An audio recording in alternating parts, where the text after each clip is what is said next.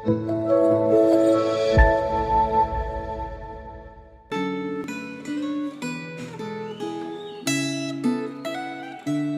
saudara, selamat kita bertemu kembali di dalam perenungan Gema pada hari ini. Hari ini kita akan membahas mengenai menghadapi penderitaan yang dikupas oleh pemazmur di dalam Mazmur 119. Nah, sebelum kita membaca, merenungkan, serta mendengarkan firman Tuhan, saya mengajak kita untuk menyiapkan hati, kita sama-sama berdoa terlebih dahulu. Mari kita berdoa. Tuhan adalah Bapa kami yang di surga, kami bersyukur hari ini kami boleh kembali bertemu dengan Tuhan di dalam perenungan akan firman Tuhan. Kami berdoa biarlah Tuhan yang boleh singkapkan sehingga kami boleh mengerti akan maksud Tuhan melalui firman ini. Dan terlebih lagi bukan hanya mengerti, kami memahami dan boleh kami melakukan sesuai dengan firman-Mu. Terima kasih Tuhan, berbicaralah, kami siap untuk mendengarkan. Dalam nama Yesus Kristus kami berdoa. Amin.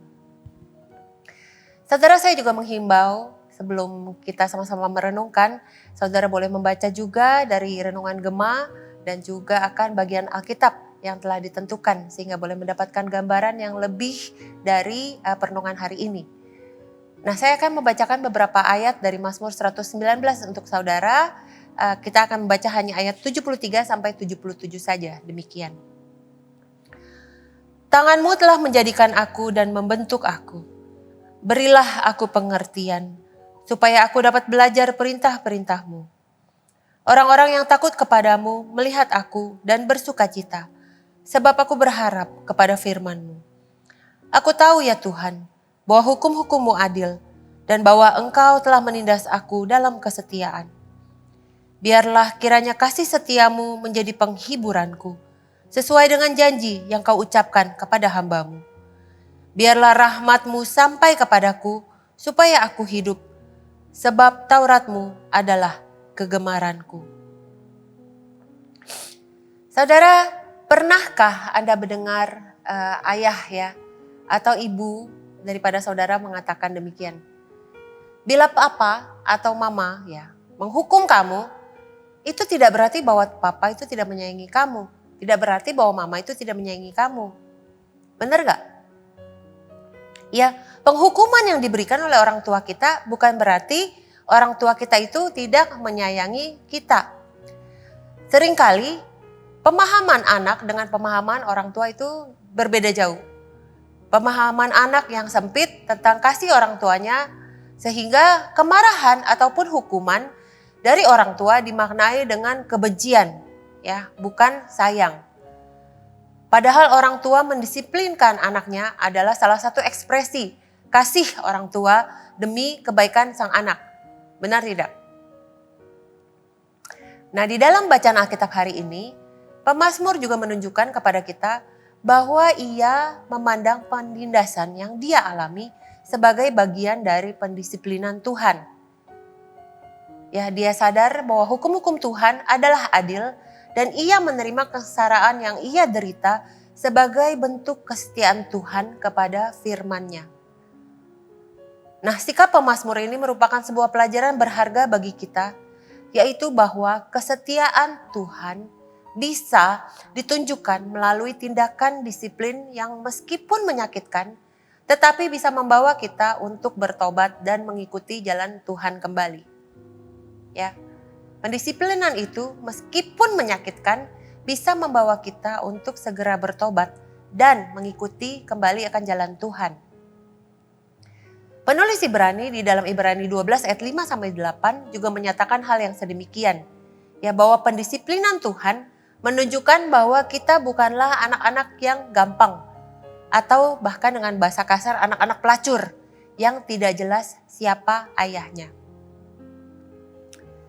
Nah, setelah mengakui keadilan Tuhan dalam penindasan yang pemazmur alami, ia juga berdoa agar ia dianugerahi kasih setia Tuhan sebagai penghiburannya di ayat 76.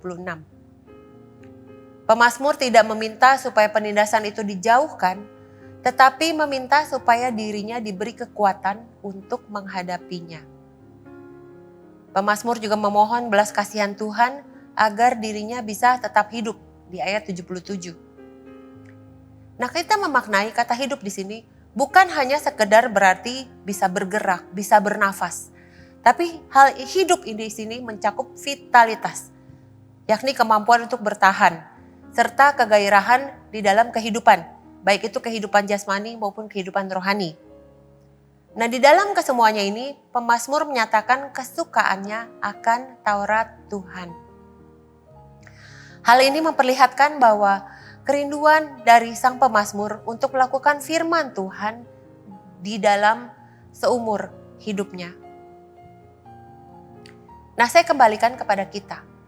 Bagaimana kita memaknai akan penderitaan atau kesengsaraan yang kita alami.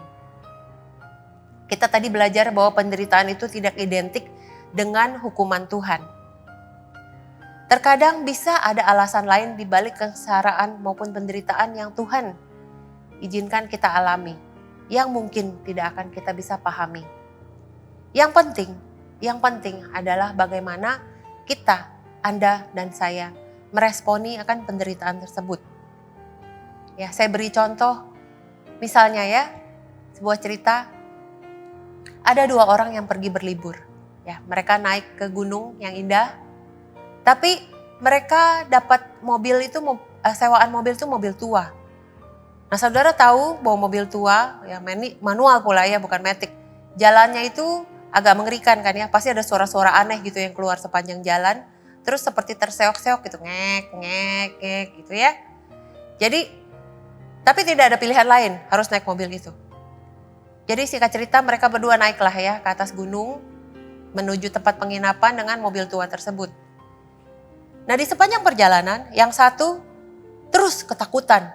Ya, dia tengok kanan, tengok kiri, tutup mata gitu, setiap dia dengar suara aneh langsung dia berdebar-debar. Sedangkan yang satunya sungguh-sungguh sangat menikmati perjalanan. Dia lihat kiri, dia lihat kanan, dia senyum-senyum, dia ketawa karena pemandangan sangat indah. Bunga-bunga yang cantik, ada kupu, ada burung, ya, ada air terjun. Wah, dia sangat menikmati. Nah, setibanya di tempat penginapan, yang satu langsung marah, yang tadi ketakutan. Hei, bagaimana kamu bisa menikmati perjalanan? Bukannya mestinya kita takut? Kamu gak berasa mengerikan? Seakan-akan sewaktu-waktu kita bisa terjun ke jurang karena mobil tua ini.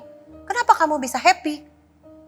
Ya, terus temannya menjawab, saudara, temanku, bukannya tadi kita sudah berdoa mohon perlindungan Tuhan. Lihatlah kiri dan kananmu, jangan fokus pada takutanmu. Tadi pemandangannya sangat indah.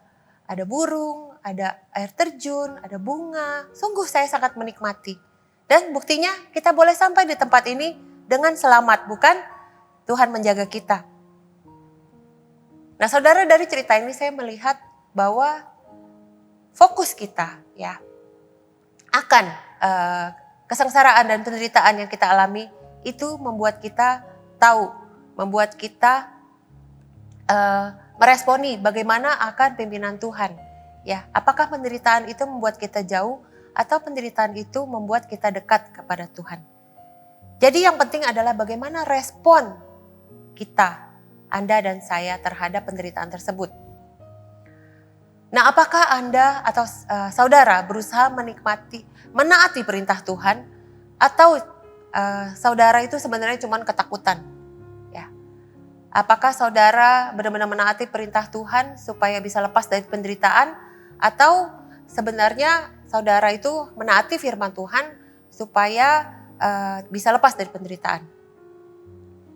Mintalah agar Tuhan menambah kecintaan kita kepada firman Tuhan, serta pandanglah hidup kita sebagai kesempatan untuk boleh menaati firman-Nya, segala perintahnya. Biarlah firman ini menolong kita sehingga hidup kita boleh senantiasa berpegang hanya kepada Tuhan saja, karena Dialah penolong kita. Amin. Mari kita berdoa.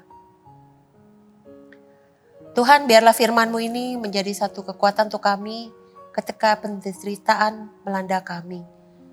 Biarlah kami boleh melihat bahwa itu Tuhan izinkan terjadi dan tangan Tuhan tidak pernah lepas dari kami.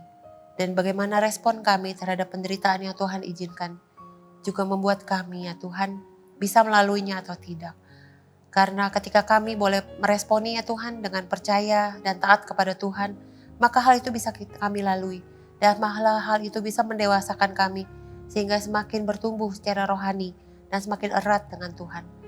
Terima kasih ya Tuhan, kami serahkan diri kami, biarlah kami terus di dalam pimpinan Tuhan dan tidak pernah lepas dari genggaman tangan Tuhan.